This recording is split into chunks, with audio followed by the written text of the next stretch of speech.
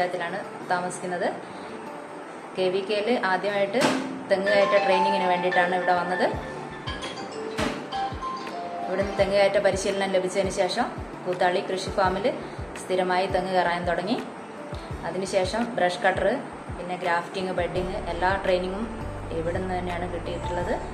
അതുകൊണ്ട് തന്നെ ജീവിതമാർഗം മുന്നോട്ട് പോകുന്നതും ഈ ഒരു KVKനെ ആശ്രയിച്ചായിരുന്നു. ഇപ്പോൾ കൂത്താളി കൃഷി ഫാമിൽ ഡെയിലി വേജായിട്ട് വർക്ക് ചെയ്യുന്നു. കുട്ടികളുടെ വിദ്യാഭ്യാസമായാലും വീട്ടിലെ കാര്യങ്ങളായാലും എല്ലാം വരുമാനം വർദ്ധിച്ചതും ഈ ഒരു വഴിയിലൂടെയൊക്കെ ആയിരുന്നു.